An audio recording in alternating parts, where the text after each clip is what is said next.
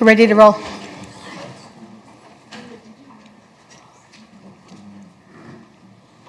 Welcome back.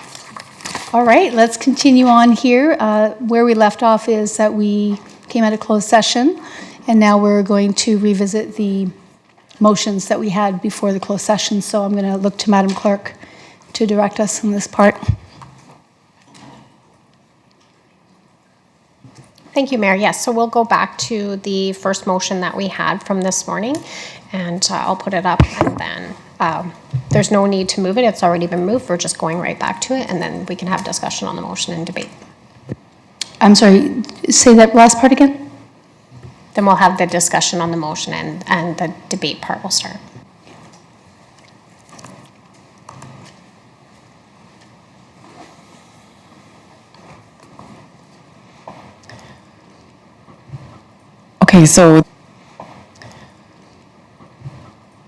So that the proposed 2026 traffic safety initiatives 2026 be reduced by 50% in the 2026 capital budget.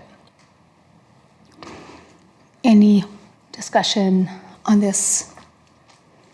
Or do we feel like we have enough information? Councillor Natalimos. Perfect. Thank you, Mayor. I just want to speak to this safety initiative really quick. Just really want the public to know what this traffic safety initiative brings.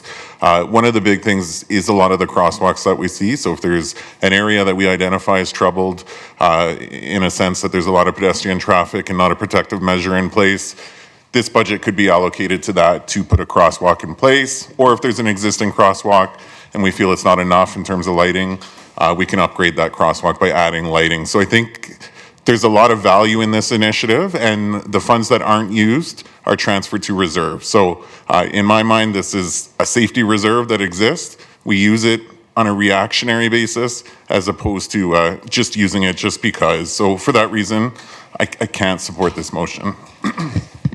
Thank you, Councillor Van Nieuwkerk. Yeah, thank you. I won't repeat anything that was said, but I will say that remnants of what all of us heard on the campaign are going to resonate through in this budget. And another thing besides crosswalks that this looks after, the traffic safety initiative, is actually intersection safety as well. And an intersection such as that at 38th Street and Triumph Boulevard, needs to be on the list for kind of the same treatment as 30th Ave and 60th Street was. Just it's a really physically big intersection, and this approved amount allows that to happen. So thank you. Thank you. If there's no further discussion, did you want to speak to it one last time? Sure, I can just, my reason for putting this forward, of course, was to consider how our reserves might be affected and put in a little bit of savings. In the experience that I have personally down the street from me, we have some traffic safety calming measures that I don't believe were very effective. And I believe that there would have been ways to do that on a more cost-effective budget, and so this is part of the reason for me to put this forward. Thank you, Councillor Murray. All right, we will go into a vote.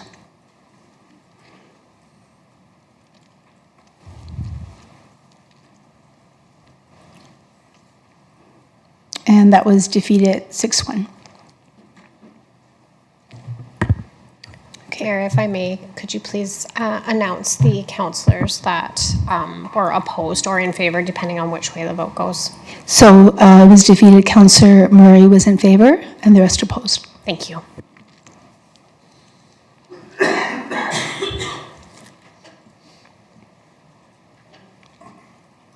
And now we'll move on to the next motion. I think that was yours as well, Councillor Murray. Yes. Yes, I put forward the motion that the proposed 2026 INF KNRC lobby renewal 2026 be removed from the 2026 capital project budget. Did you want to speak to it before we do discussion? Sure. Again, in the interest of sort of beefing up what we do have in reserves and leaving it there, I just figured that we could bump this down the road. There's a lot of items on on our list of capital projects that have a little bit more imminent or urgency. I felt that this one could get bumped a little bit further down the road. Thank you. So Councillor Natelambos, go ahead. Perfect. Thank you, Mayor. Councillor Murray, if you're not opposed to it, I would like to make a friendly amendment to the motion that you've put forward. Yes, I would accept a friendly amendment. Perfect, thank you. So, Ms. Winter, I would just like to amend it to include certain projects that have been identified as being included and remove one project from that. So I'm not sure how you'd like me to word that, but I would like to remove the flooring and keep all of the other components for the renovation. For sure. So procedurally, I just want to mention that that is not a friendly amendment. Right now, the motion on the floor is not to fund it at all. So it would actually be an amending motion to this main motion. So I will just give me about 2 minutes just to draft that, and then we'll bring it, and then we'll vote on that. And then if that motion passes, that will be the motion that passes. If it doesn't, then we'll be going back to this. Perfect, thank you. Thank you.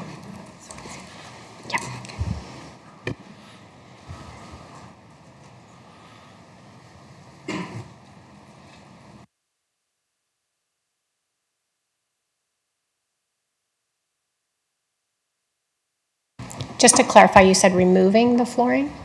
Yes, keeping everything. Thank you.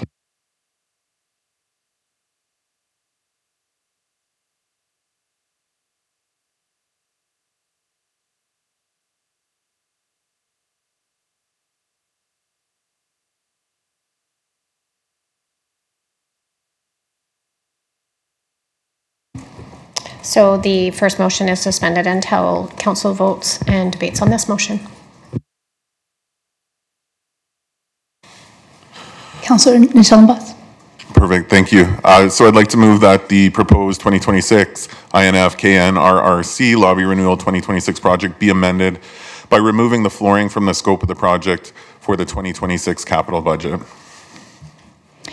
Is there any debate, discussion about this?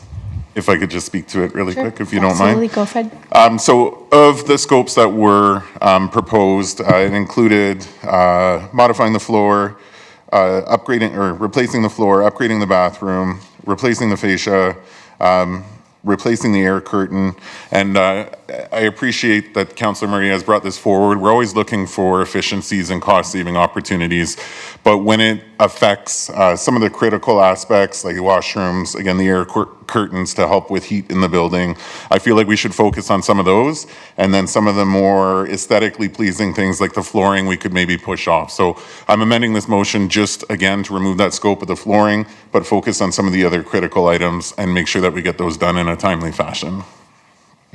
Thank you, Councillor Natelambos. Councillor Van Nieuwkerk.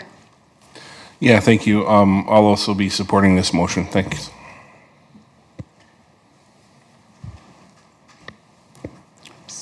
Okay. I feel the same way. I feel like there are some elements in this that we can put off and we can keep, so I will be supporting the amending motion. Any other discussion? Okay, so we will vote. Would you like to speak to it one last time? Are you good? We're going to go for a vote.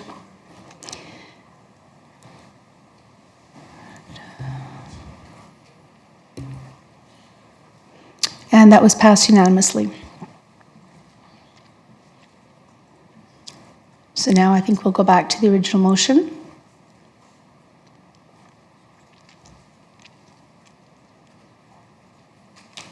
Or the amended motion.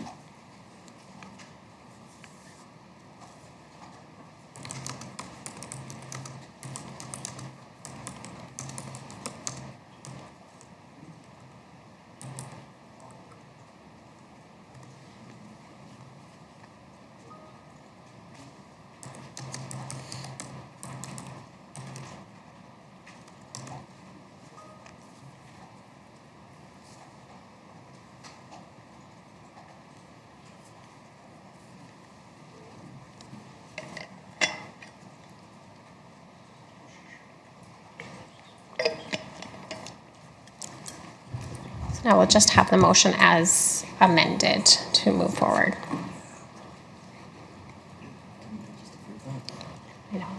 All right, so shall we proceed with Councillor Murray? Oh, some discussions in the back here, we'll wait.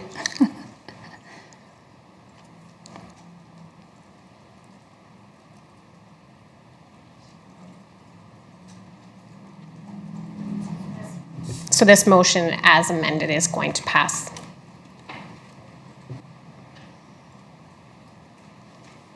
Okay, so we don't actually need to vote on that one, correct? Okay.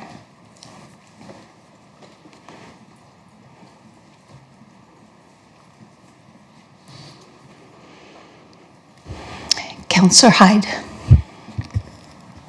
Yeah, I don't have to make the motion again because it's been made from Ledge. So just speaking really quick to this again, I just believe that there is a lot of intangibles around this, and I'm thinking long-term.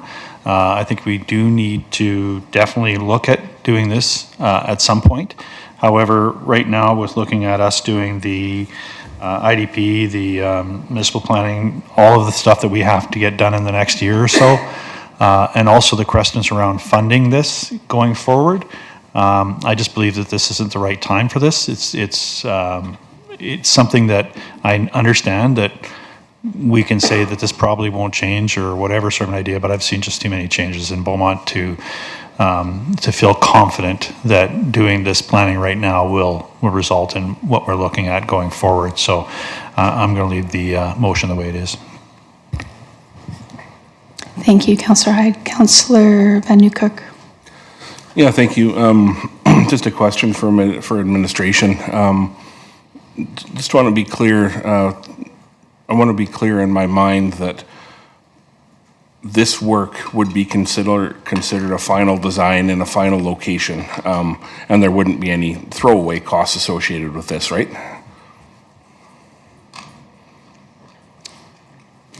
Mr. Anders. Thank you, Madam Mayor. Through you to Councillor Van Nieuwkerk. That is the intent of the design. That is going to be the assumptions that we'll be carrying forward throughout this design process, yes. Okay, thank you. Appreciate the clarity. I'm with Mr. Hyde in terms of this, in terms of I think that we've seen things in the past in Beaumont where things have been done and had to be redone. And I feel like this needs a little bit more time for us to see what actually is going to be developed in that area and even the plans that we have to go through this year. So I will be supporting this motion. And there's no other discussions, so we will go for a vote.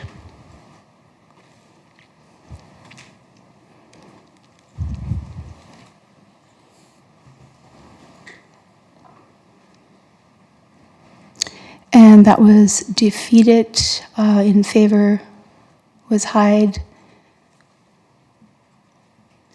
Sorry, I'm just going to look here.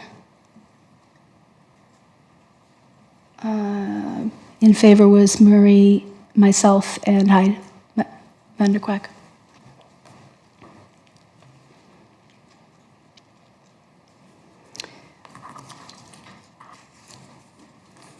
And do we have another motion, or is that it?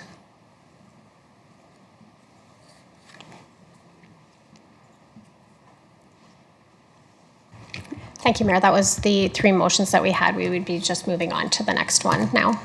Okay, so this would be the operating. Are we going there now? No, we're still in capitals. Oh, we're still in capitals? Okay. Yeah. I'll let you go ahead then.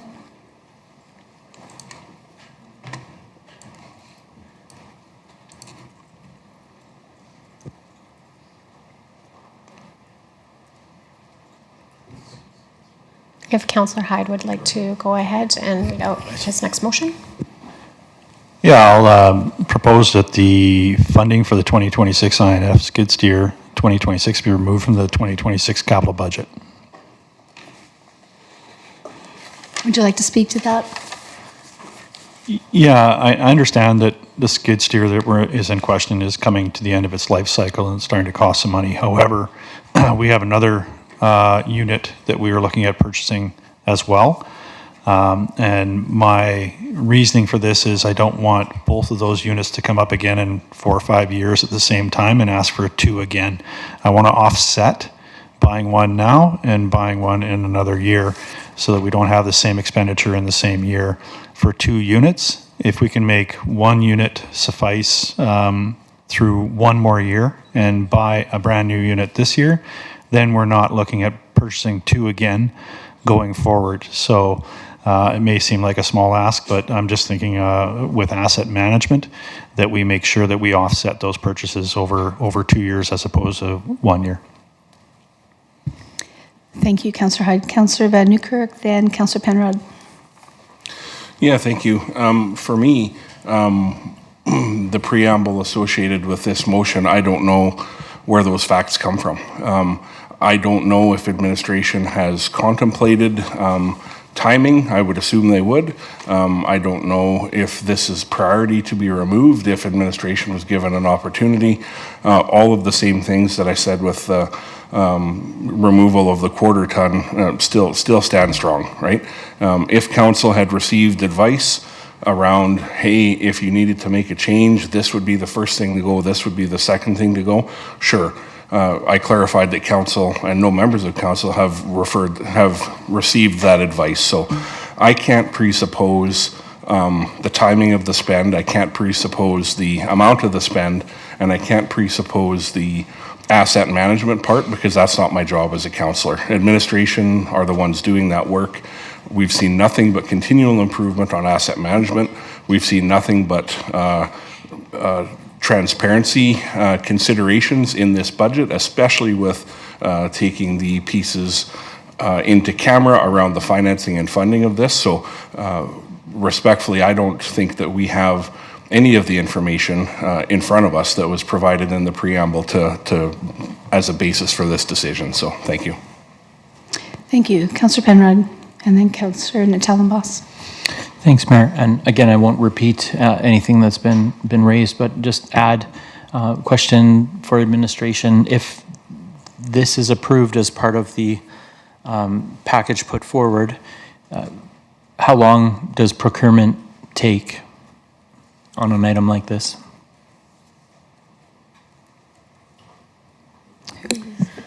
Through the mayor to Councillor Penrod, it could take 2 to 3 to 4 months depending on turnarounds and responses and so on. I think that we don't plan on having it in service immediately January 1st. You know, we'd be looking at it also depends on supply. In some cases this equipment might be sitting on the lot. In other cases it might be special order. One example would be when we ordered the new street sweeper. It took over a year to get it once we ordered it. So in light of this type of equipment, it's probably somewhat readily available. I would expect by mid-year we would have something. Again, it depends on specific circumstances, supply and demand and so forth. Yeah, so just to add that element to the list of already enumerated elements that administration is in a much better position to consider than council coming to this cold. Thank you. Councillor Natalenbos. Perfect. Thank you, Mayor. Again, I'm not going to repeat the comments that were made, but one thing I will mention, instead of dialing in on the specific asset, I will have another motion coming forward that focuses more wholly on fleet and equipment replacement program. So this one where it's specific, and I don't know that we've been provided, again, with that priority list in terms of what we can maybe give up and what we can't, it makes it very difficult to make a decision on this motion. So for that reason, I will not be supporting it. Thank you. Councillor Murray.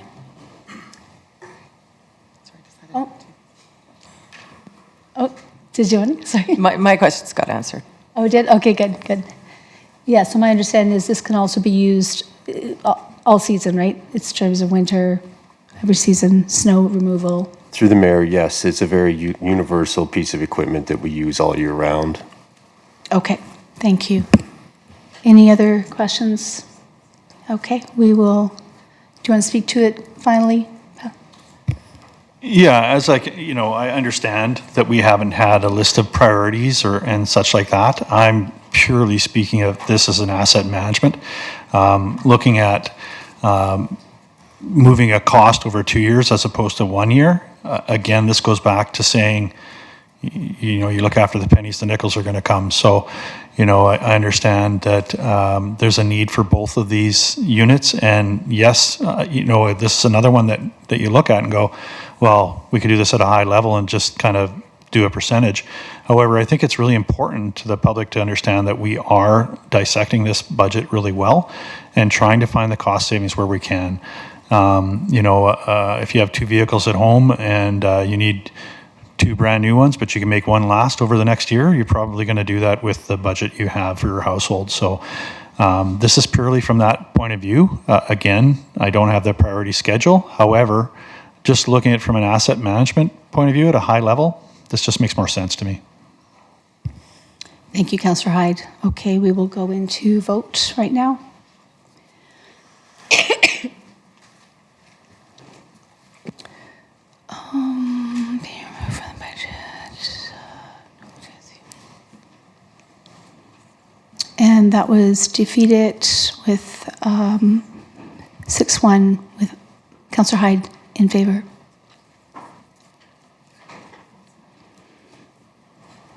Okay, we'll go to the next motion.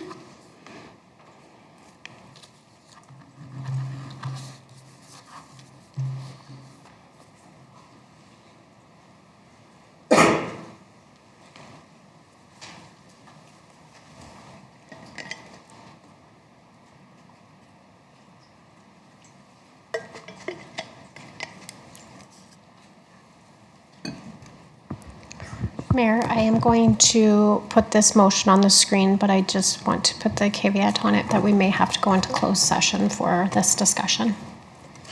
Okay.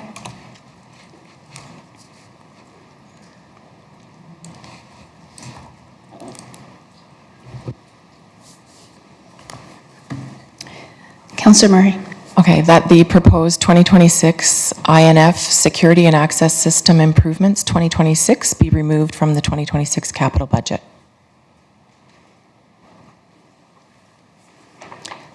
Did you want to speak to it? Sure.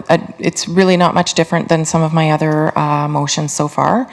I am looking to reduce some of the monies that may be coming out of the reserve because that's been addressed as something that's quite critical in this budget.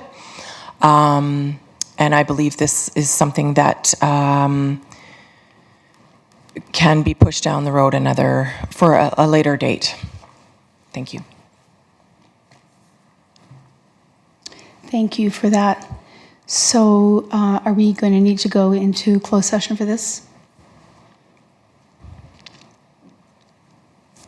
Councillor Van Newkirk? I don't know. I don't want to presuppose the need to go into closed session, but if we do, then I would look for that. Look for that from administration through the questions that we ask. I guess if there's more information required or something. So I just preface with that. For me, as Councillor Penrod stated earlier, I've asked and got supported on some work being done to look at overall access to the facility, some of the security issues that have occurred at the BSRC over the years. Is this? Let me just check. Is this specific to the BSRC?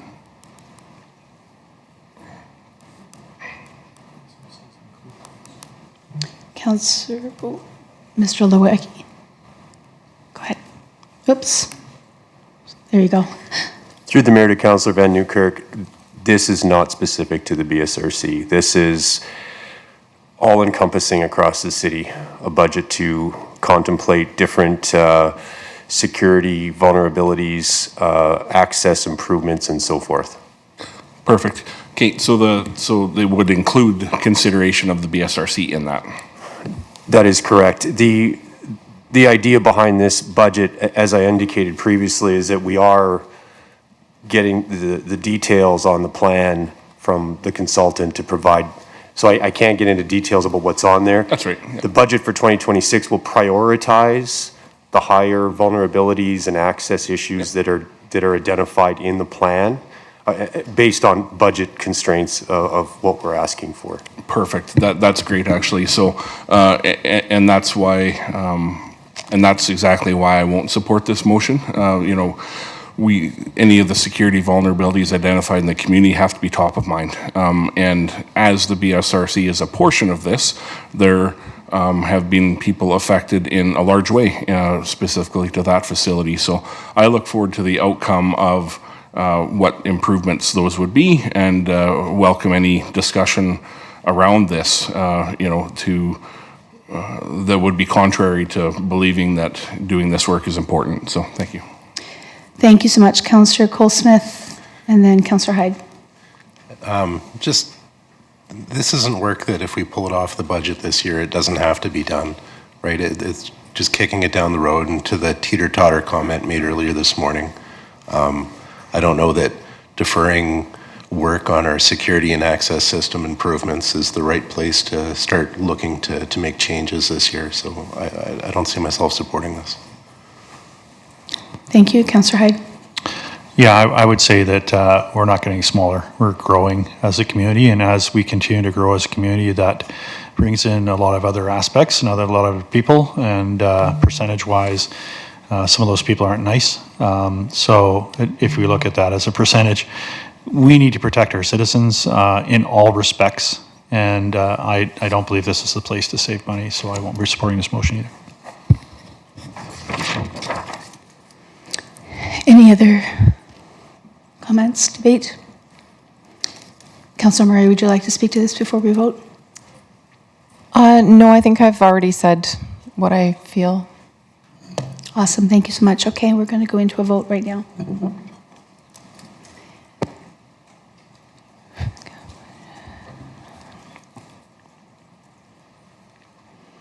So that was defeated with Councillor Murray in favor. Defeated 6-1.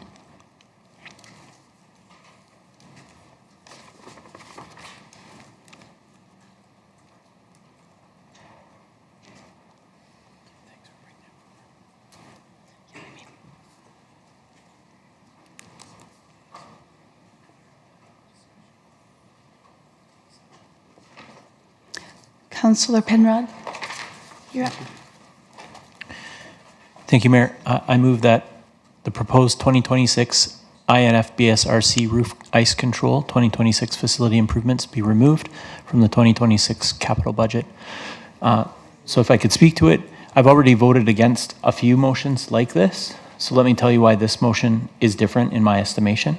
I think the community has a better understanding already of the risk involved with removing this project. I wouldn't be proposing that we deprioritize this and move it out, do it in a future year. What I'm suggesting is that we actually remove it from the budget and don't move forward with this work. As it stands, would I have liked the building to have been built originally so that we could use that one lane of parking along the south edge of the ice rink, south edge of the parking lot along the ice rink? Yes, I would have loved for that to happen. However, that building has been open and operational now for several years, and we've figured out a way to de-risk it substantially. So I come at this motion from a bang for your buck kind of perspective. If we're looking for a place where we could save, we've already found a fairly cost-effective way to de-risk a known problem with the building. As far as I understand it from questions we've put to administration, there aren't like architectural issues where if we don't do this work, the building will sustain damage that will have a knock-on effect and increase costs down the road. So for this reason, I put forward the motion today. Thank you, Councillor Penrod. Councillor Hyde, and then Councillor Tellenboss. Yeah, just I do appreciate Councillor Penrod's comments for sure.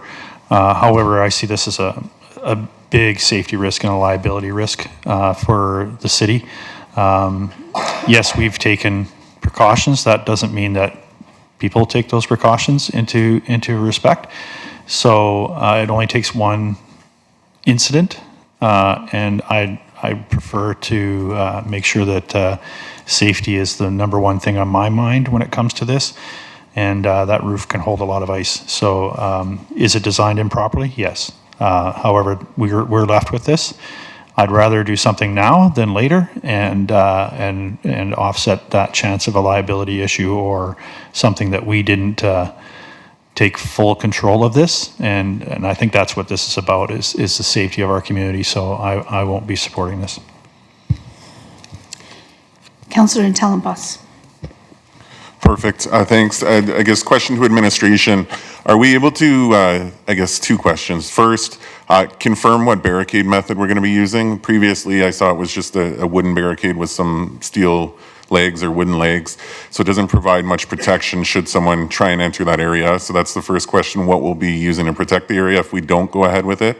And second would be, what would be some of the impact in terms of liability should someone be significantly injured as a result of ice falling off that roof?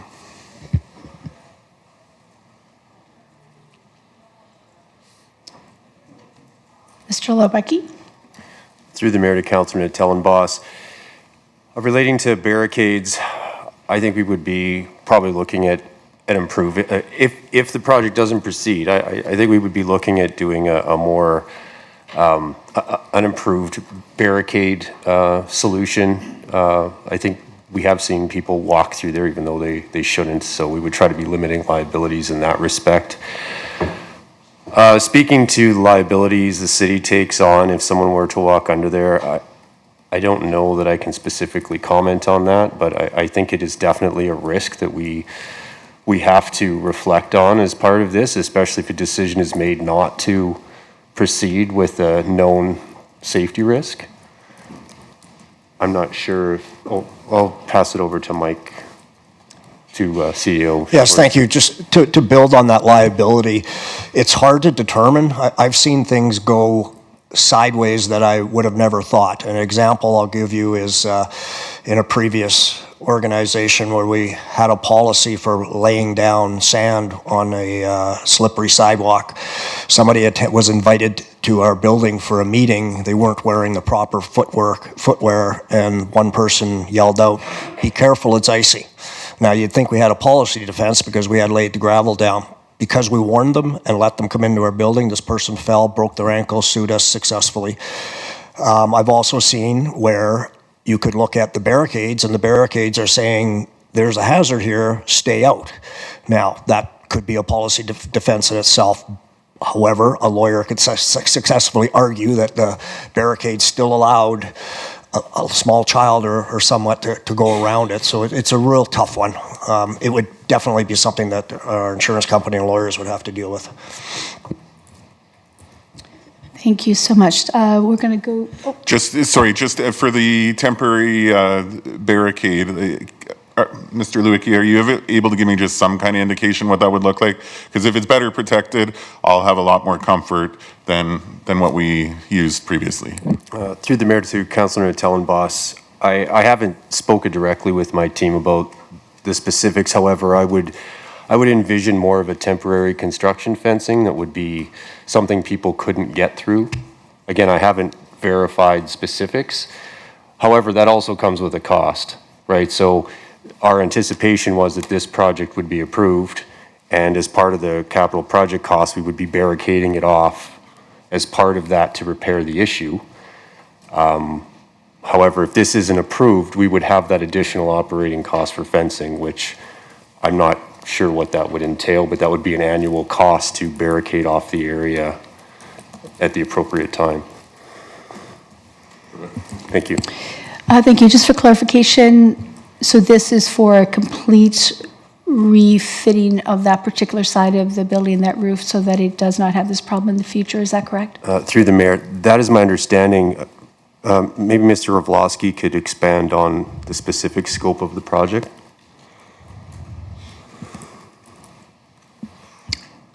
Oh, gotcha. To the mayor, this includes a snow retention system that'll be installed on the roof to prevent anything from sliding off, as well as a heat trace inside the gutters to keep reduce snow accumulation in the gutters. So together we're told that that should prevent any snow from falling off and below the roof there. Okay, so it just melts and goes off down the side? Is that what the idea is? Yeah. Yeah, and has this been like an approach that has been tested out in other areas and other places? Yes, I've installed this in other areas before successfully, and it's prevented it. There can always be certain circumstances where we could still have some falling ice, but they'd be very rare. This should solve 99% of the issues that we're seeing. Okay, thank you for that. Councillor Cole-Smith. Thank you, Mayor. Just back to the point of we're playing with our cards close to our chest. The number that's in here, which I won't say right now, that's on the high end, but we're expecting this could come in below that, correct? And then in the last 2 years, that this has been an issue, and we've had the wooden barricades, which we're all saying maybe aren't adequate now. Having seen all of the footprints packed on the snow on the sidewalk that nobody's supposed to be on, have we had any issues in those 2 years or reported incidents? Through the mayor to Councillor Cole-Smith, I'm not aware of any issues that have been reported. I don't believe we have any issues at this point. Thank you. Thank you. Councillor Penrod. I'm just queuing up to close before we vote, Mayor. Okay, awesome. So since there are no more questions, you go ahead and close. Yeah, so I'll just say thank you to Councillor Cole-Smith for raising that last point. I think oftentimes a piece that we're asked to consider before we move to a decision as a council is what is the data around how many people in the community have actually complained about this. So thanks for raising that issue. I think we heard loud and clear. We haven't had any incidents yet. I'll also point out that administration has not previously brought this. Now, it could be that we were still researching the solution, and this is the first time where we are confident that we have the solution in mind that will actually fix the process. Could I maybe just get a confirmation of that, Mr. Orlowski? Is that true, or is there another reason this wasn't brought forward in a previous year?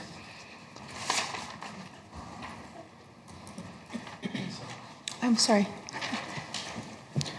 Through the mayor to Councillor Penrod, we were exploring this option, but we didn't have the pricing come in until more recently, and the pricing was above our threshold to cover through operations. Thank you. Yep, so I just, good points raised on both sides here. I just raised this again in the spirit of looking for places where we could potentially, in an acceptable way, keep some money back in our reserves earning interest as opposed to deployed on a piece that we've already as a community been living with. And to your earlier point, Councillor Hyde, we can't bubble wrap people. People do at some point need to take personal responsibility for the decisions they make. If we're cordoning off an area and advising the public not to be there, at a point it becomes an individual's responsibility to follow the directions or to deal with the consequences. Thank you. Thank you. Since there's no further debate, we will go to vote. Do we need to reread it, or are we good, Madam Clerk? It's already been read out. Thank you, Mayor. Okay.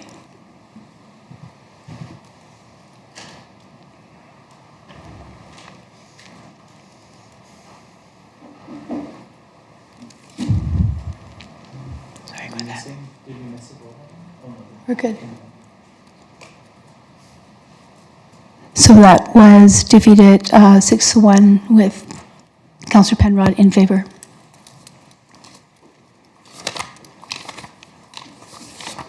All right, moving right along here.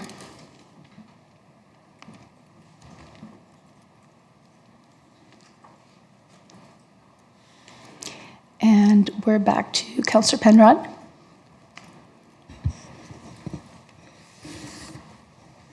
So just for a process check, we're through then all of the motions to remove items from the capital budget?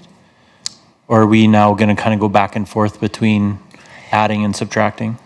Yeah, thank you for that question through you to Councillor Penrod. I've been given a number of motions this morning coming in, so they're just been added to the list. So you may see that there's a little bit adding and subtracting throughout in the next motions that are coming forward. So my apologies for that, but trying to organize them and draft motions at the same time is difficult.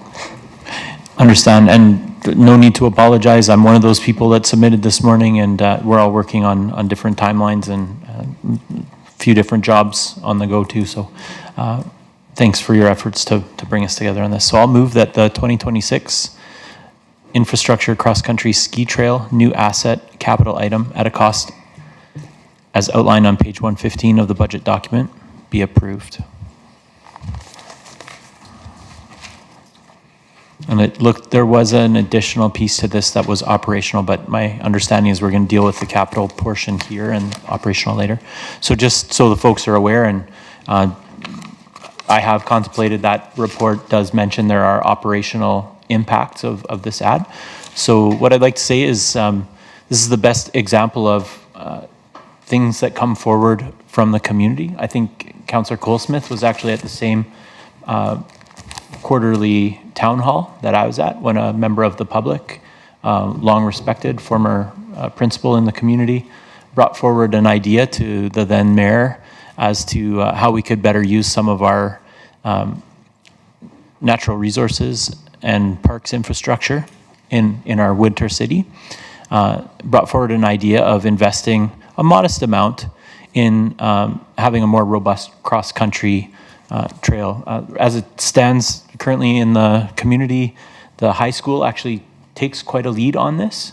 And so I won't get way into the weeds on it, but just to say, I think this is the best case where a resident with a passion and some actually depth of knowledge came forward, brought it to council. He was then directed and connected to the Parks and Recreation Advisor, I'll get that wrong, the name has changed, the Rec and Culture Advisory Committee, who advised him on it and gave him some direction, tweaked it a bit. Eventually that came back as a bit of a report and presentation to council, and then it was a motion that information was asked to be presented here today at our budget deliberations as an potentially unfunded package, and that's exactly where it's landed, as an unfunded package. So I just wanted to honor that resident's efforts and the fact that he's gone all the way through the right channels, and those channels are kind of evolving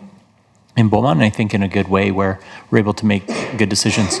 So the impact of this, well, yeah, I won't speak to it then, but so basically what we're talking about is procurement of a snow grooming machine.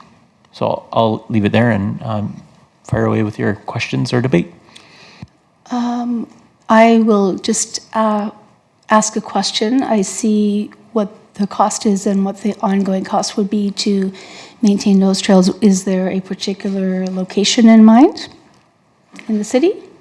Has that been decided in terms of which trails, where? Yes. Thank you, Mayor. That's a good question.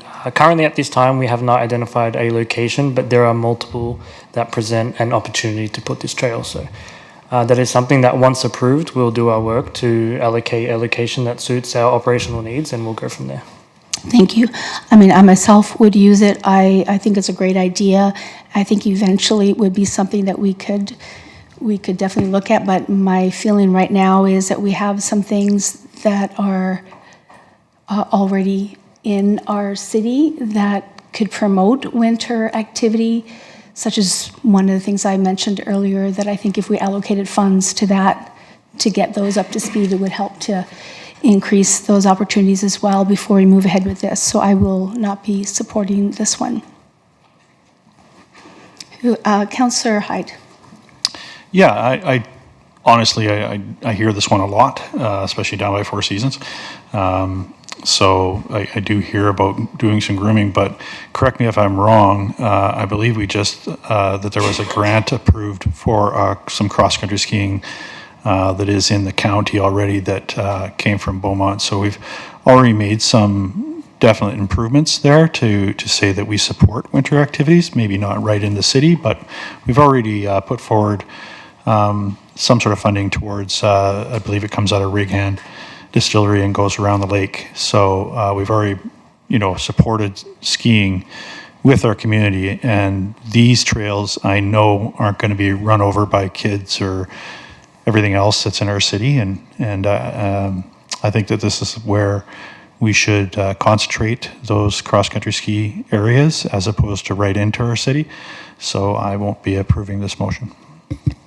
Thank you, Councillor Colesmith and Councillor Natellenbos.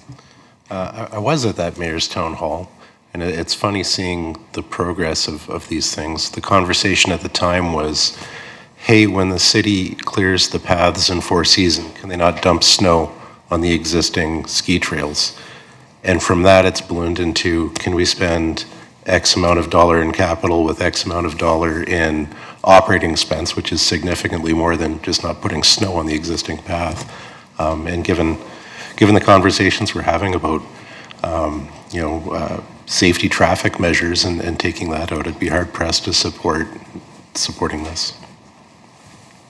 Thank you. Councillor Natellenbos. Sorry. Perfect, thank you, Mayor. Quick question for administration. Where this is what I would say somewhat of a potentially pilot program, is there an opportunity to rent this equipment, try it once, and see the success of the program before committing to purchasing the asset?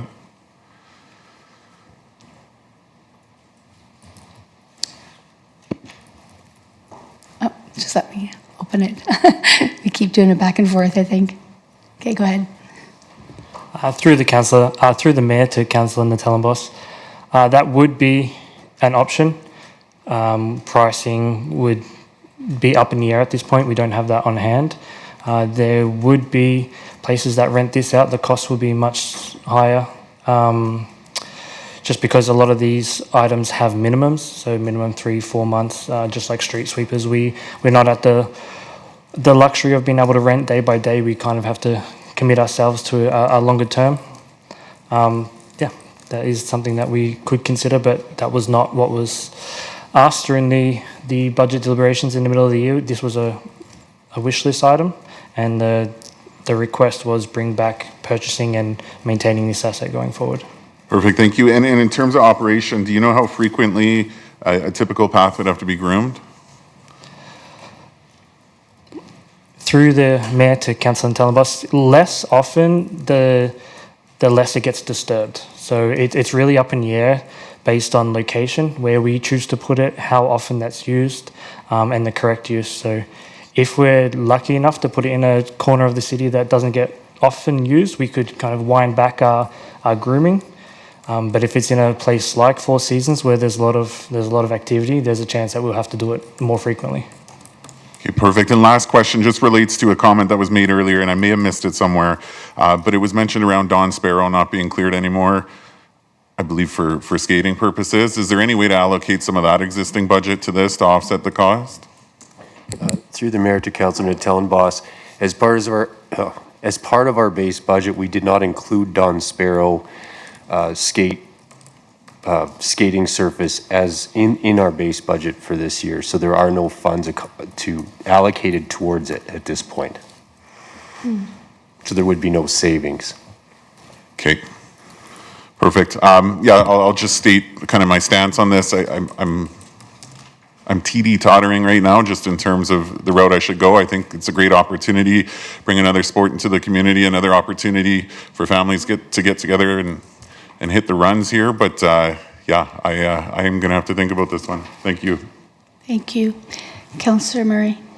Thank you. Some of my questions kind of get answered a lot through this process. However, going back to our morning discussion where we were talking about the Don Sparrow Lake and the light that's, in question on the island there, and I understood that we already had some cross-country ski trails in the area, and that light was actually affecting the use of that. So I am curious actually to know if, and again, part of my questions were answered because we don't really know where it's going to be, but then I just wanted to tie that in, that's maybe a consideration when we do this vote.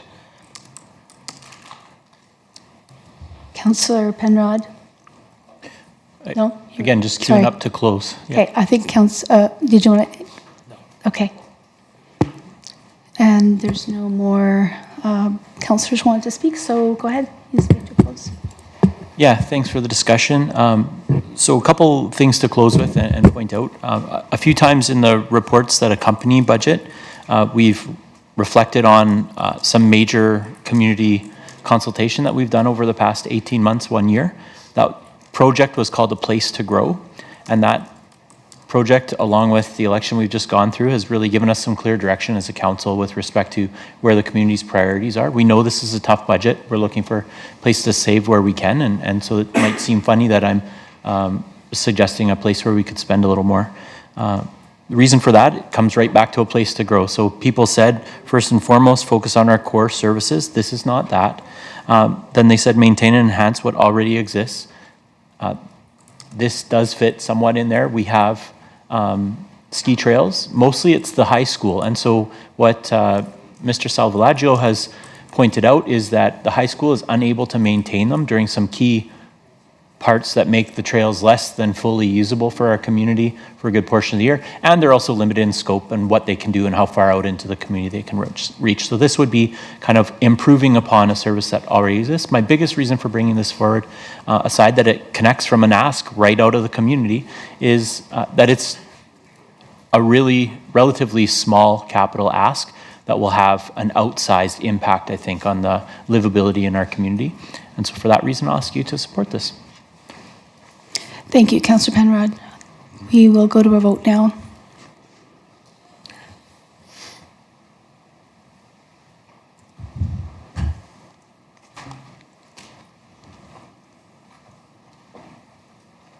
And that motion was defeated with, I guess, Councillor Tellenboss, Murray, and Penrod in favor. Did I get that right? Yeah, right here, to my left.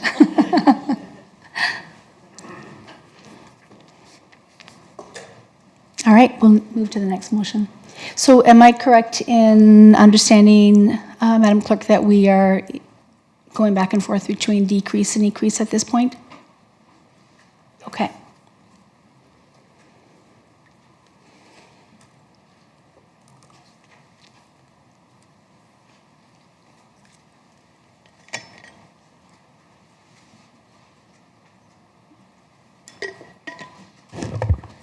Mayor, I just need a 2-minute break here to catch up. 2 minute? Yeah. Okay, we'll take a 2-minute break.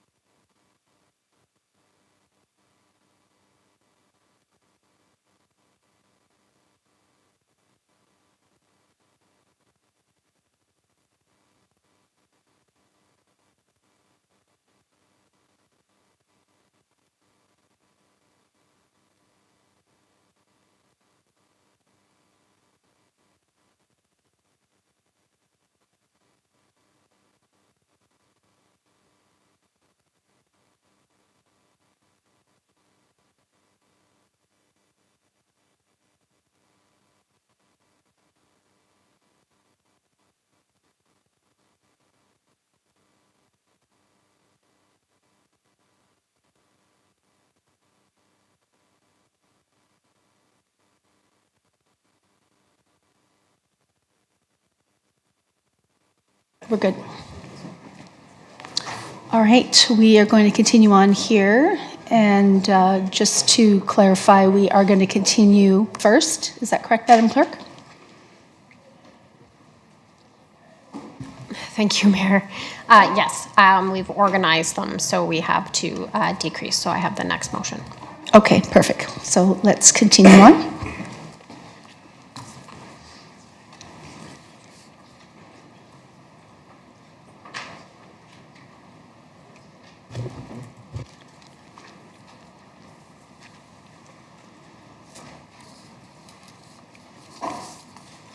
If Councillor Nantalambass would like to move his motion. It's not up on the screen.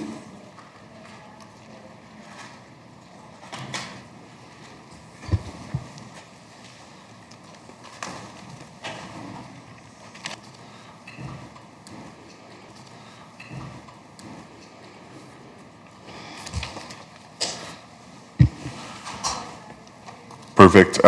Thank you, Mayor. I would like to move that the 2026 Operations Fleet and Equipment Replacement Program capital budget be reduced by $150,000. So I just speak to that motion really quick. I think it's important that we give administration the opportunity to choose what is necessary to best perform their operations. And that's one of the reasons I didn't necessarily support some of the motions that came forward from Councillor Hyde. But I do feel that there's an opportunity to reduce costs, and I would like to leave the option up to the director or Mr. Lewicki to make that decision, as opposed to telling him and his department what they need to get rid of. That being said, a big part of this is in 2025, there was a $4.5 million investment for the Fleet and Equipment Replacement Program, which I believe gave an opportunity for us to replace fleet and renew fleet that needed to be replaced. And given, obviously, that we do have a tight budget here, we want to try and save as much cost as we can. So given there was $4.5 million last year, I think a 10% decrease in the requested budget is a fair ask. And again, leaving it up to the director to make the decision as to what needs to be reduced. Thank you so much, Councillor Nantalambass. We will go into debate, and starting with, Jay, did you want to speak to this? A little bit, yes, please. Thank you, Madam Mayor. So just, I think that I appreciate and thank you for the way that you've couched the motion in order to provide administration to make a recommendation. I think that we could go into closed session to discuss some particulars so that we're clear that council understands service impacts and the things that we pick an asset or whatever for consideration, that it's understood. So rather than just the arbitrary and let us, because there needs to be a correlation between service impact and budget loss, right? So that we can understand that we're not doing, we don't get this piece of equipment, means we're not doing this activity, and it's clearly understood. So Love, thank you. I appreciate the way you worded the motion. It allows us, the administration, to come back with a recommendation rather than just without context and consequence. So we would ask if we could, if we possibly go to closed session to have that discussion. Absolutely, no problem at all, but can we put it on the back burner then until we're ready to enter closed session, just in sake of time? Okay, perfect. Are you okay with the holding off there, Councilman Penrod? Good, okay. So we will table this one.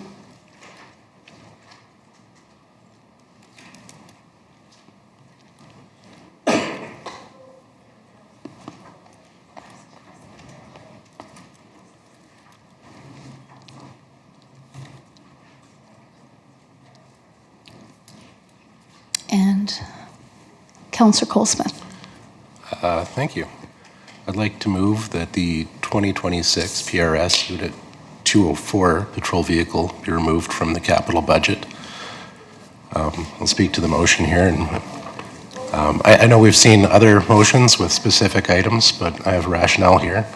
On the capital budget, there are 2 patrol vehicles identified for renewal, and further down there is 1 net new patrol vehicle in the growth. We've established that there will be, if the position is approved, 5 bylaw officers and 5 vehicles. However, we've also discussed that only 2 are ever on at the same time and potentially with an hour overlap. So by removing this, we would still have 2 net new vehicles, 2 older vehicles for a total of 4 to be split between 2 officers on at any given time. That would give us 2 backups with still 2 new vehicles. And I think we can safely pull one of these vehicles from the renewal program. And it would also reduce our operating budget down the road. Thank you, Councillor Colesmith. Now we'll enter into debate regarding this. Who would like to speak to this, if anyone? Councillor Van Newkirk, then Councillor Tellenboss. Yeah, just a question for administration. Were you able to follow the logistics there, and has Councillor Colesmith connected the dots in the, not necessarily correct, but the way that the chips would fall, I guess, on those vehicles? Chief Melvin. Through the mayor to Councillor Van Newkirk, I would just need some clarity. Is the plan to eliminate the replacement or to defer it? It would be a clarification I need from Councillor Colesmith first. Sure. My intent would be to eliminate one of the 2 replacements. So instead of going up to 5 vehicles altogether, we'd remain at 4 with 2 new ones and 2 older ones to be split amongst the officers, 2 of which are on shift at any given point. So through the mayor to Councillor Van Newkirk. As we've stated before and as we've discussed last week, when we did the protective service level of service review, we looked at everything including municipal enforcement. Within council's policies right now, as the vehicles are to be director of administration to replace those every 7 years. So for Unit 206, will be 14 years, as that's a 2012 unit, and will be 10 years for the 2004 unit. I can understand the indication of the likelihood. It's very small that we have 5 members on at the same time, but we do bring in extra staff members when we have an increased requirement. So snow removal to make sure we have enough uses. The concern is lowering the fleet. If we do have another unit go out of line for a significant period of time, it will impact level of service. So. Okay, thank you. And my subsequent question is, what is our ability, or is there an ability, to lease these vehicles? It's probably not just a call to driving force, right? Through the mayor to Councillor Van Newkirk, CPL vehicle is obviously a specialty vehicle, has a significant amount of dollar value in the emergency package. There's not CPL vehicles sitting on a lot with radars and things waiting for people to do that. So once again, the vehicle allows the officer to use their full scope of their duties, including movement violations, and without any of those specialized equipment in it, then they're limited on what they can do. Thank you. Thank you, Councillor Van Newkirk. Next, Councillor Tellenboss, and then Hyde. Perfect. Thank you, Mayor. Just a question for Chief Melvin there. You had mentioned it'll impact level of service. Are you able to just provide a little clarity around that? Just because the way that Councillor Colesmith had described it is we're only traditionally going to have 2 officers on at a time, potentially 3 with a new hire? Through the mayor to Councillor Tellenboss, so my response is back on our current level of service, not including any growths. So right now, we have a supervisor that's on Monday to Friday that requires a vehicle. And then there is a crossover between the other 3 officers during the shift. Once again, all 3 of them could come on if we get a heavy snowfall and we're doing a big program where we're doing it, or if we're doing Beaumont Days, a variety of different things in the community. Without a vehicle, you're limited on what the officer can do. So they may only be able to go out and respond to bylaw complaints or in-office work, moving violations, any traffic safety things. Obviously, they can't do if they don't have a vehicle. So. Perfect. And just last question, I know we talked about age, and I agree, some of those are definitely aging assets and probably need to be replaced. Can you speak to the health of some of the existing units? Like, are there other concerns? I know you mentioned the engine on the one, which is going to go, but... Through the mayor to Councilor Tellenboss, so obviously the last several years, and with the development of the level of service review, revealed that we need to put some significant investment into protective services. So we had replaced 2 units over the last 3 years out of the 4. These are the next 2 are coming up. Obviously, one is we've probably invested more money than we'll actually get for any, if any, residual value out of it when it gets sent. The second one is in that same boat. We spent in the last 18 months around $9,000 just in repairs. So for a vehicle that's 10 years old, $9,000. And we also have a lot of the equipment, the longevity and emergency services equipment, either it gets discontinued or there's no support and you just can't put a new piece into old equipment. So we run into problems that way that we've got to try to figure out. So that's why through the review, it was identified at 7 years for municipal enforcement vehicles. Fire apparatus is the same thing. 15 years is the trigger for fire apparatus, solely because a lot of the parts that are coming out today, they don't work with older apparatus. And it's the same thing for municipal enforcement vehicles, RCMP vehicles. They're all on a replacement cycle, solely based on use that they get. The 204 unit right now is sitting at around, probably 203,000 kilometers. Noting that it takes roughly anywhere between 4 to 6 months by the time you say, yes, we will purchase one, to actually get one in service. Everything comes out of the, majority of stuff comes out of the US for anything emergency services. So we also get the concerns on the longer we wait, the more costs, and we've seen that with the fire apparatus this year, that the cost continues to rise. So it's emergency services equipment is expensive, where we're trying to do it where if we can get some value in bulk purchasing, we save than rather doing one-ofs. That's been my experience for the last 30 years. So. Perfect, thank you. First of all, I appreciate your memory to know the kilometers on the units. That's pretty awesome. I wish I had that. Very last question is, what does it look like then if we don't have a vehicle available because it's out 4 to 5 weeks? What would that peace officer be doing? So through the mayor to Councillor Tellenboss, if available, they would do some of the in-office things where they're reaching back at the residents. But if a resident has a concern on somewhere else, they can't. Obviously, they can't go out there. There is an ability for short term that they could double up. But once again, then you're consolidating your resources and you're only be able to service a certain, or I wouldn't say service, but you only be able to be in certain parts of the community where you wouldn't have that issue if you didn't have the vehicle. So they are restricted. Obviously, no moving violations. Any traffic safety concerns they wouldn't be able to actually go out and deal with. Perfect, thank you.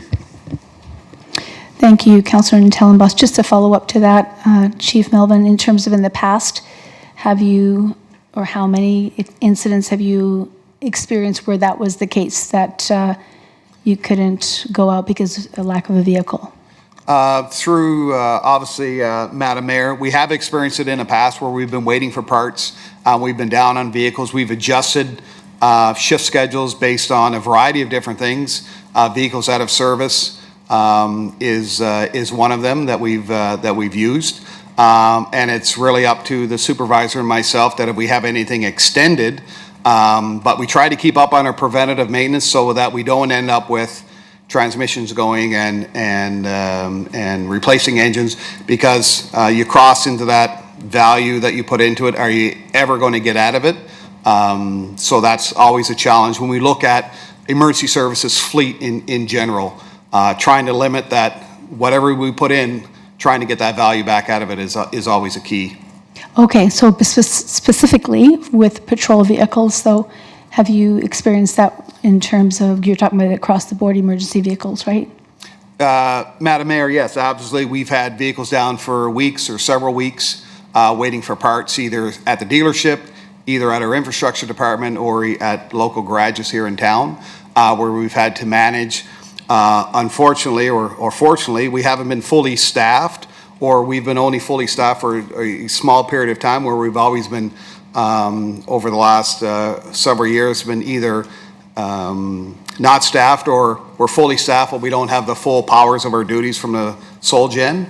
So normally it takes a significant amount of time for them to be able to go out and do the full context of their duties. So it depends on the age of the fleet. It depends on a variety of things that tomorrow we could lose something. The two vehicles that obviously we're talking about are well beyond any type of warranty that we would ever expect. And any type of major replacement on those, you're not going to get your value at it. So that's the point where you determine on either scrap it or do you reinvest, and knowing that you may end up with problems again in the future. And then you're constantly firing what we say is the old parts cannon, just to trying to keep something that may not be safe on the road. So. Sure. Sorry, how many vehicles is there in place right now, patrol vehicles? So currently we have 4 vehicles. We've already replaced 2 years ago, and the next 2 now are up. Rather than doing one-ofs, we get better value when trying to replace 2-ofs things. Okay, thank you. Councillor Hyde, and then Councillor Penrod. Yeah, thanks for that. I'm looking at it from, serviceable point of view too. I don't expect you to be out on a bike or one of the e-scooters that we have out here.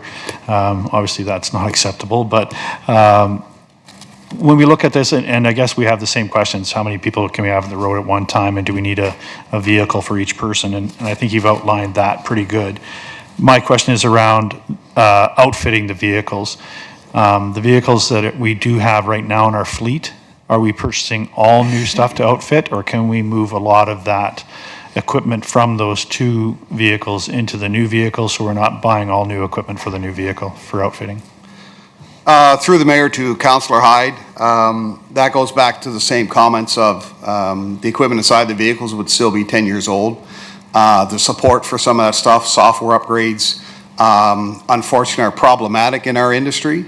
But we would try to recoup and save as much out of whatever's coming out of whatever vehicle. There's always a consideration on certain things, but your big ticket items like your light bar, your radar, your laptop, those things are typically will be replaced with any vehicle. It definitely, specifically radar for obviously if you're going to court, they want to know the make, model, how old it is, all those things. But if there's cost savings that we can recoup and move to another vehicle, we've already done that in the replacement of our last 2, where we've decommissioned one and in theory stole parts off it to outfit another one to save some of that cost. So. Yeah, I'm not even speaking about the software stuff. I understand that. I'm talking about stuff like fire extinguishers and all the other apparatus, the safety apparatus that you have to have on board that's transferable to the next vehicle. Let's say it's $10,000 per vehicle or something like that we can save on that side by transferring it from one to the other, than just looking at those type of savings. Yeah, through the mayor to Councillor Hyde, rest assured if there's savings there and there's life's cycle left in whatever the equipment is, it would be transferred to the new vehicle.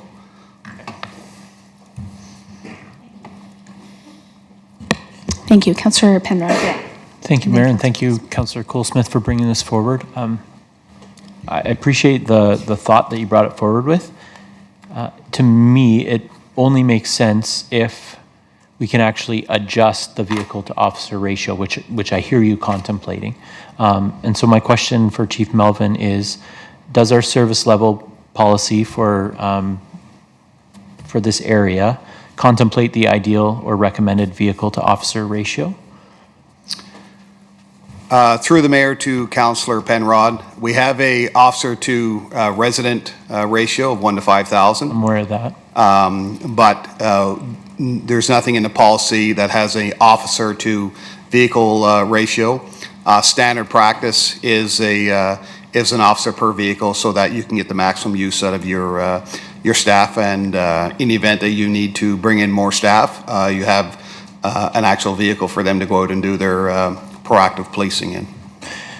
And thank goodness we have you, because I really appreciate and we lean on your years of experience in this area. I think part of what you're up against in the community is optics, and not unlike our conversations around transit, right? As people travel around the community and at certain parts of the days, they see several cruisers parked here just across the street and wonder, like, why are we sitting on these assets kind of thing. But so it sounds like it is industry best practice, a 1-to-1 ratio, but that's not contemplated or set down in our current service level policy, correct?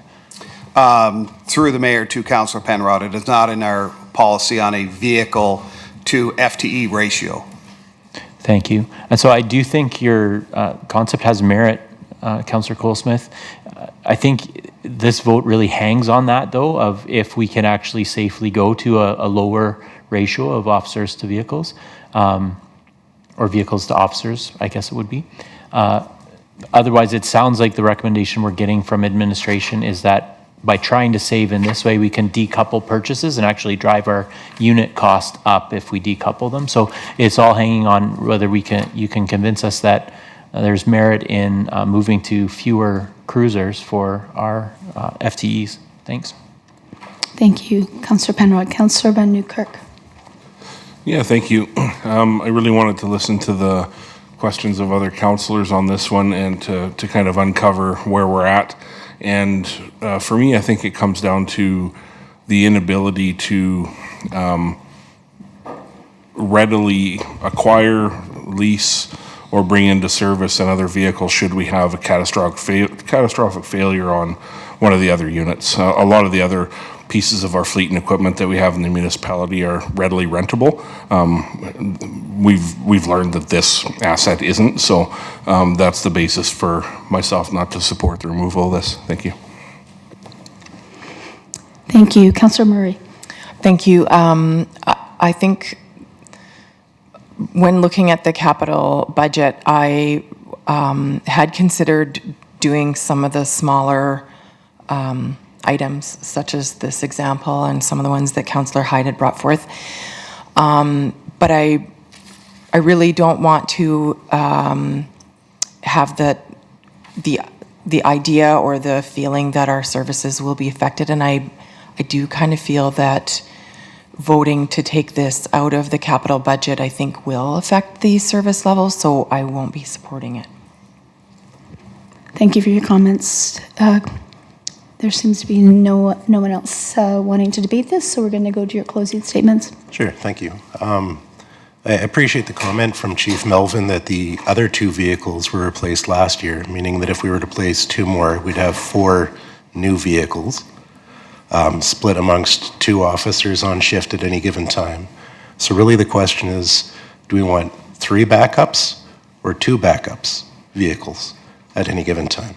And that's really what I'm getting at with this. You know, they're still able to get out and complete their job, given the shift structure that was detailed in the budget presentation last week and this morning, the intended shift schedule. The officers on staff would each have a vehicle and there would be 2 backups on hand for those additional days. And based on the comments just now, they would all be brand new. So I'll leave it at that. Thank you. Okay, we will go to a vote.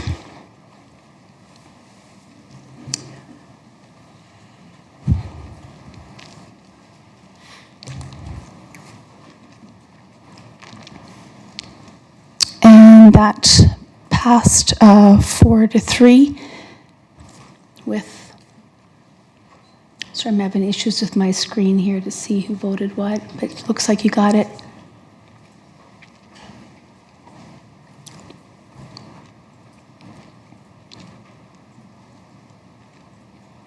That passed. Murray, Natalenbos, and Newkirk opposed. Mayor, could administration request a 10-minute break so we can catch up? Absolutely. We will reconvene at 3:10.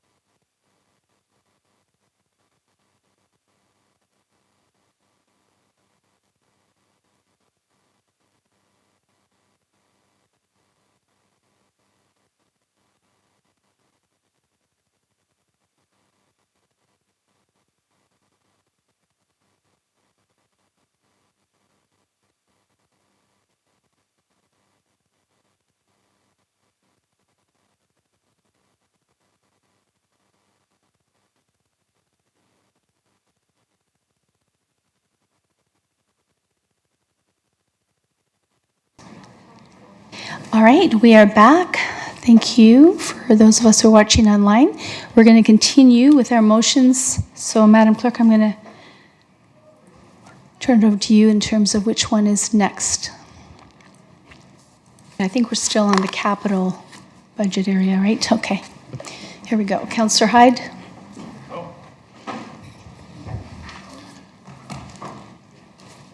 Yeah, I'm taking a look at this one, that the proposed 2026 INF Parks Renewal Nature Park be removed from the capital budget. I think there was another park involved in that as well. There was 2 parks, I believe. There would be 2 separate motions. Oh, 2 separate motions. Okay, yeah, so this is the first motion. And I'll speak to that motion. CSA certification on playground equipment, and playground equipment is not inexpensive. And what I'd like to do is kind of queue up perhaps some spending somewhere else later on down the road, specifically maybe the water park or that type of thing.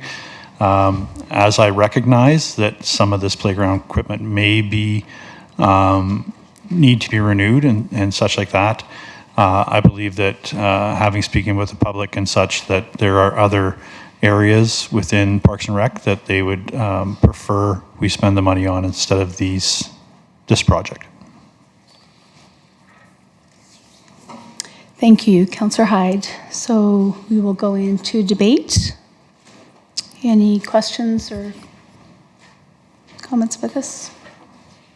For point of reference, Nature Park is located in the south side? Southeast. Southeast corner. Okay. Councillor Van Newkirk and then Cole Smith. Yeah, just a question for administration. It was noted that some of the playground structures and such may be beyond their life. If this motion passed, is the city going to go and wrap these things in caution tape? Like, what happens if this motion doesn't pass and the playground structure is beyond its usable life? Just want to know what that looks like to the community. Thank you. Sorry, if this motion does pass, you know what I mean. If the motion does pass and the money is not spent, but the playground structure remains, what becomes of what's there? Thank you. Through the Mayor to Councillor Van Newkirk, you're absolutely right. If we get to the point where the asset is end of life, we have some damage that's irreparable, we will be decommissioning that playground, so we will be barricading that up until a replacement can be made. And can we confirm for Nature Park, is that where we're at on this one? Through the Mayor to Councillor Van Newkirk, we're not there yet, very, very close. The reason that this one's coming up first is we have a number of playgrounds that are coming up for end of life all at one time. We are taking a staged approach. Luckily this year we didn't have to do any replacement to set up this program, and these are this nature park and the next one that we'll talk about later on is Milieu. These are the 2 that we've allocated as the most in need, so the highest priority, and in terms of appropriate asset management practice, we are suggesting that these 2 happen first. Perfect. That was actually going to be my next question was, is there an opportunity at a staged piece and what would you prioritize? So, because that's been a theme in, what we've been talking about today. So if administration has already done that work and has said, hey, we want to spread this spend over multiple years, which, other motions have said, some of the arguments have been, let's spread this over multiple years. So that's in fact what this is doing. Is that correct? Through the Mayor to Councillor Van Newkirk, yes, we have every single playground that we have on a life cycle span, and these are the 2 that are up currently. So an unintended consequence of pushing this down the road would be more in the single year in the future. Yeah, then all of a sudden we'd have 3 or 4 of these in front of us instead of just the 2 this year. Correct. Okay, thank you for that. Thank you. Councillor Cole Smith. So again, if this were removed this year, it would show up again on future year, like in a future year's budget. So we're not saving anything, it would just be deferring, right? And there was some work done, forgive me, I think in the last 2 years at Nature Park. Like there's like a basketball court and the playground structure wasn't done at that time. Was that a similar situation where we pared down a budget and did a piece of it, or can you? Through the Mayor to Councillor Cole Smith, in relation to the basketball court was a growth item. So it was a brand new item that we installed. It wasn't the only one. There's also one in Colonial as well as another half court. So separate items.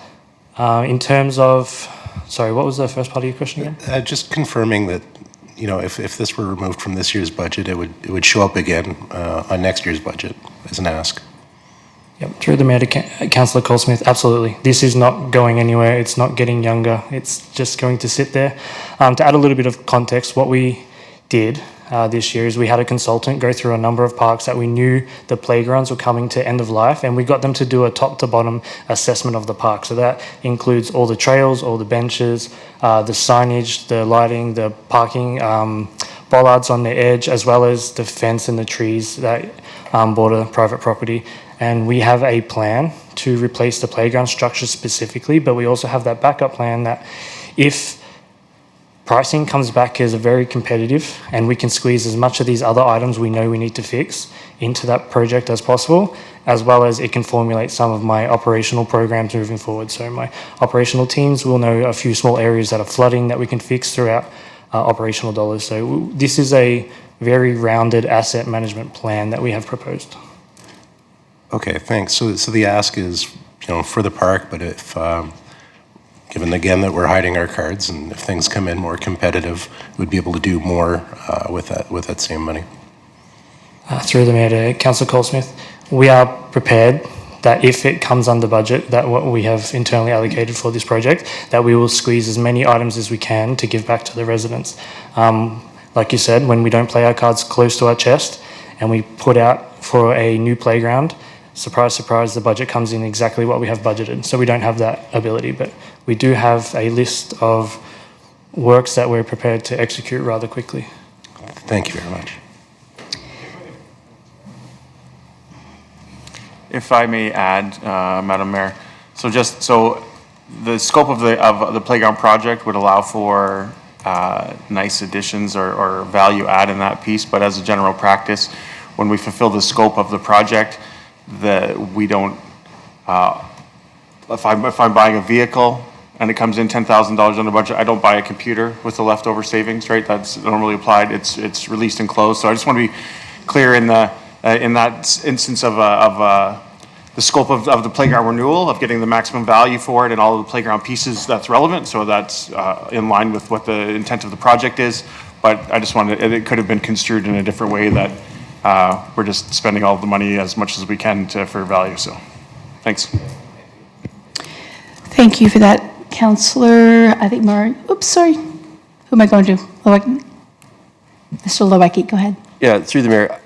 To add to that point, I just wanted to say our intention behind that is that we would equal the scope or the level of service for the playground and put at value-added pieces in there that meet the service need of the playground that's currently there.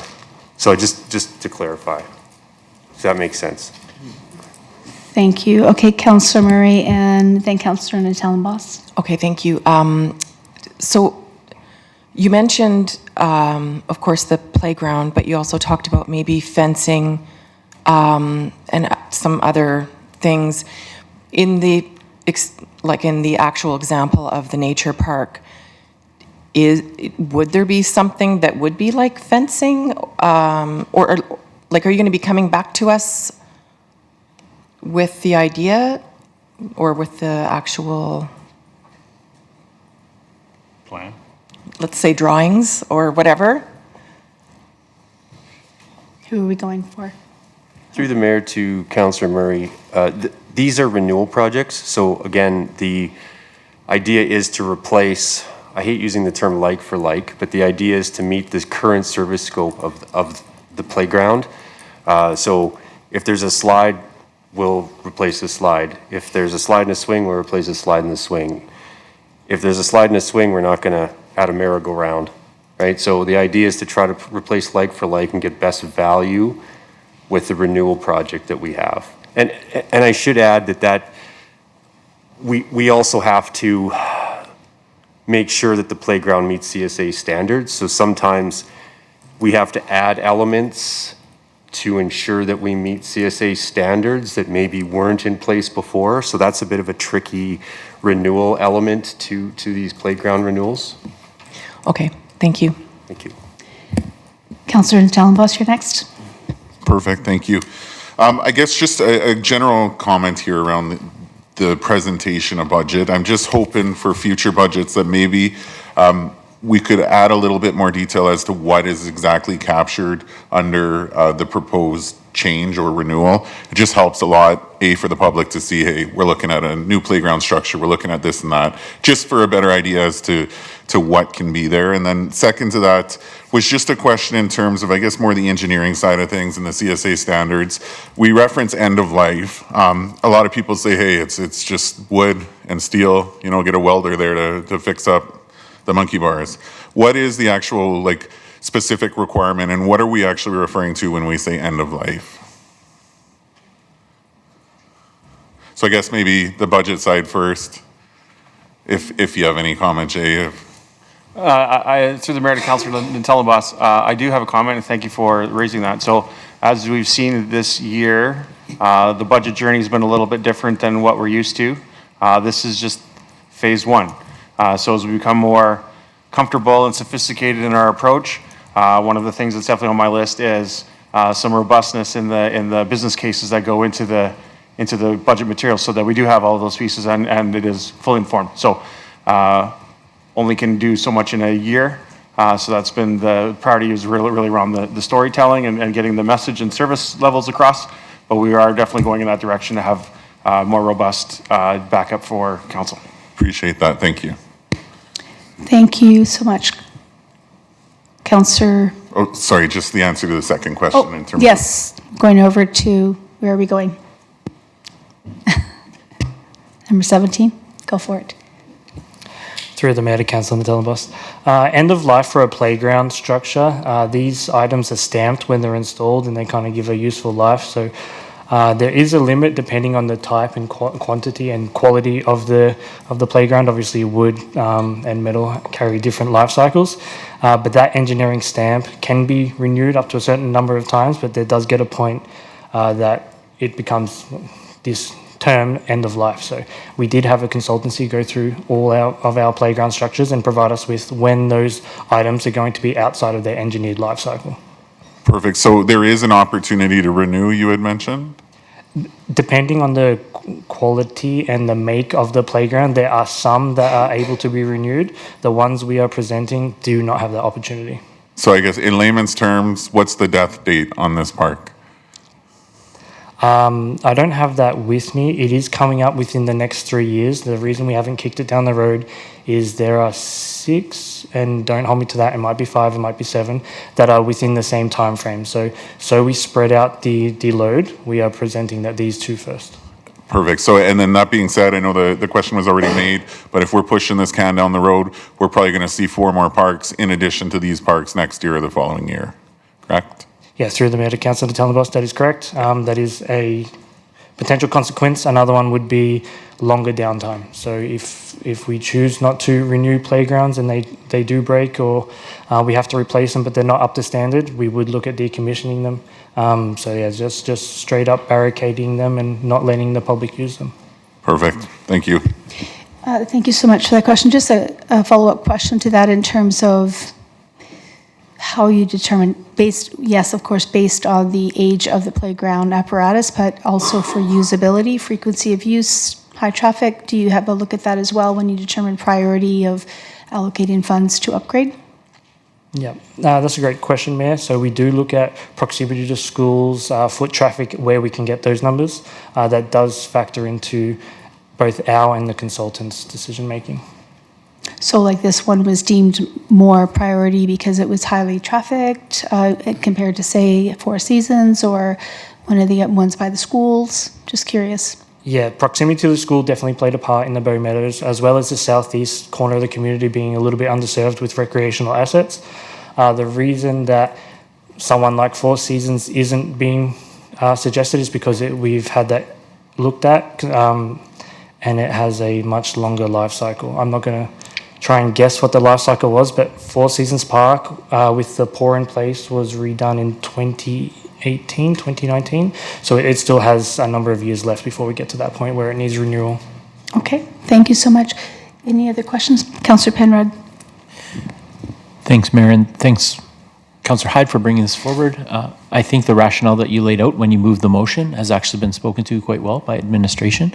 And in my mind, it sounds like what you were shooting for is been spoken to by administration and is being achieved in an effective way through this renewal process and program. But I thank you for raising it. We're picking up every rock, we're looking in every corner, and every time we do that, more information goes out to the community, and the whole process, people get a bit more visibility into it. So thanks for raising it. Unfortunately, I'll be voting against this motion.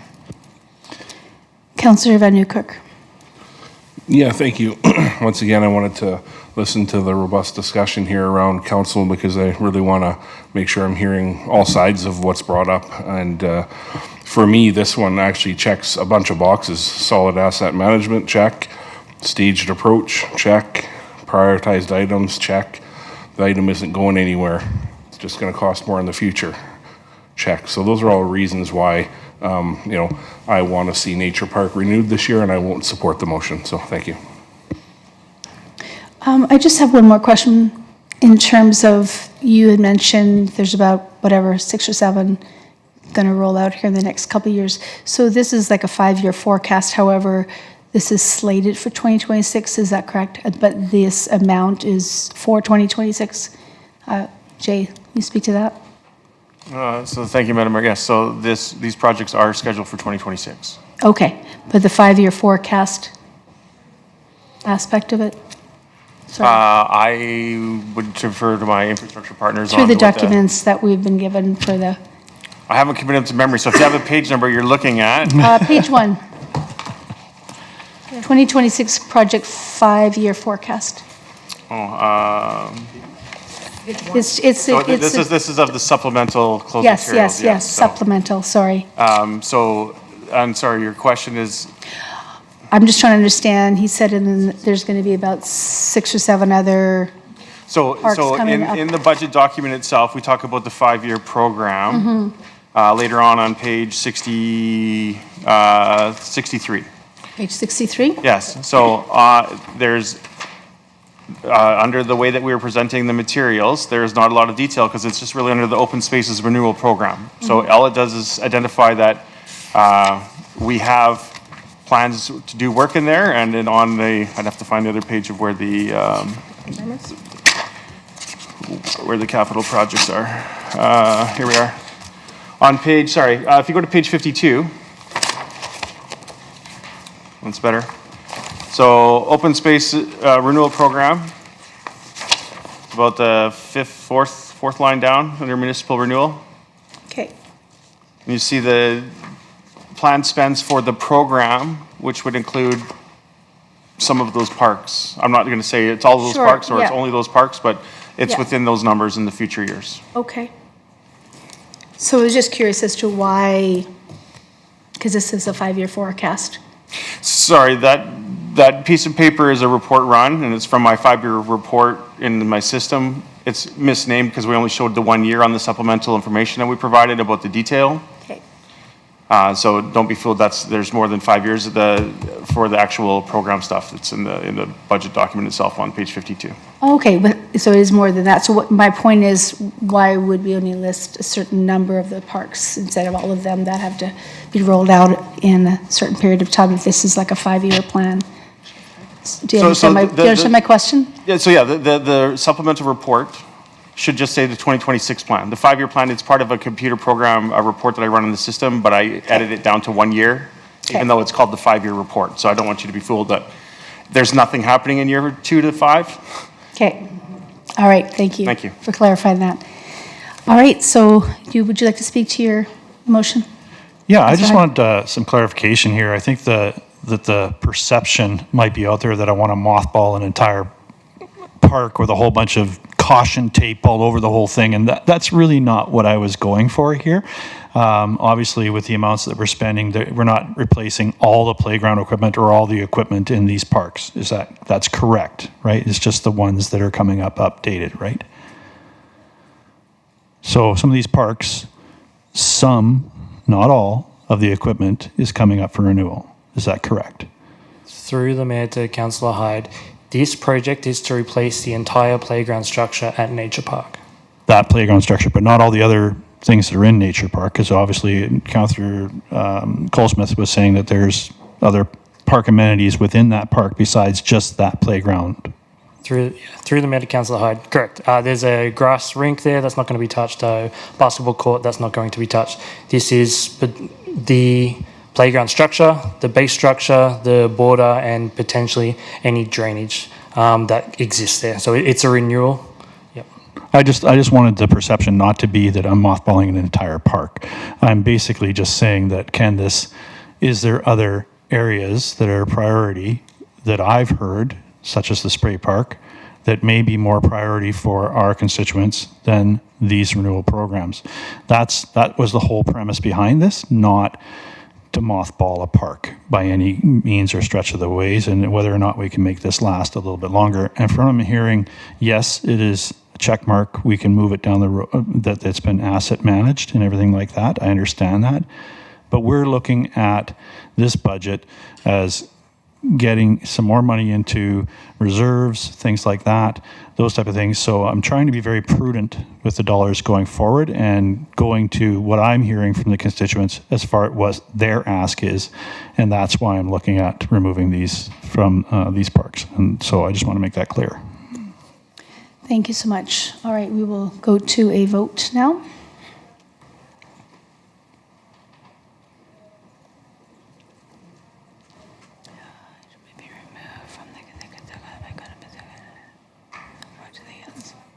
Sorry, go over there. And that was defeated. In favor was Hyde and Mayor. Perfect. And we'll move on to the next motion, which I think is probably the next one.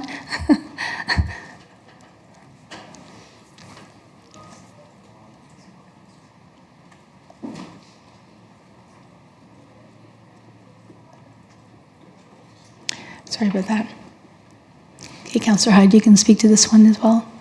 So yes, my next motion to be defeated is that the proposed 2026 INF Parks Renewal Milo Park be removed from the capital budget, and for the same reasons. And I'll just say leave it at that, because you've heard everything I've had to say about these things. And honestly, I think that they can be moved a little bit down the road so that we can make room for other capital to be spent in where our constituents really want it to be spent. That's what I'm looking at. Thank you, Councillor Hyde. Councillor Penrod, did you want to add something? Thanks, Mayor. In the interest of time, I'd like to call a question.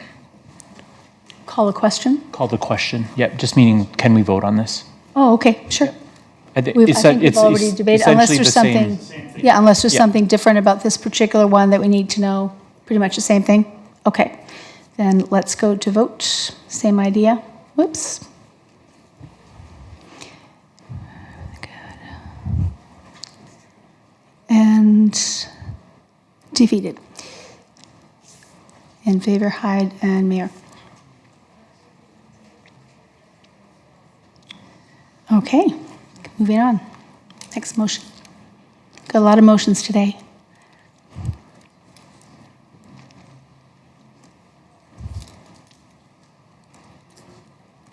While we're waiting for the next one, I just want to make mention that we will probably be going till 6 p.m. today for those who are watching online, for the public.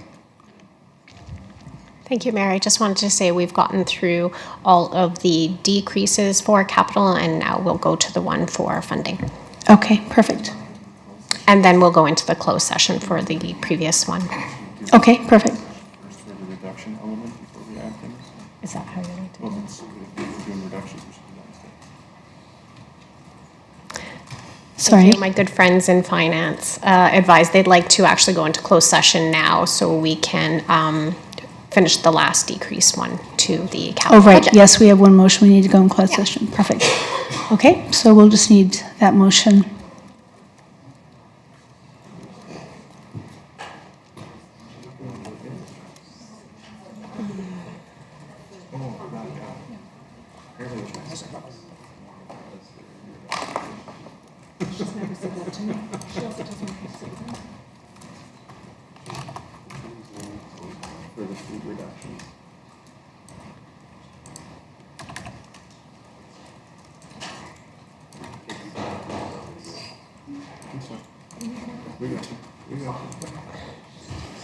Councillor Hyde, do you want to do that since you're on already? Sure, why not? This one won't get defeated. I'm putting that council move into closed session at 3:39 PM pursuant to the Access to Information Act, sections 29 and 30. And councillors vote.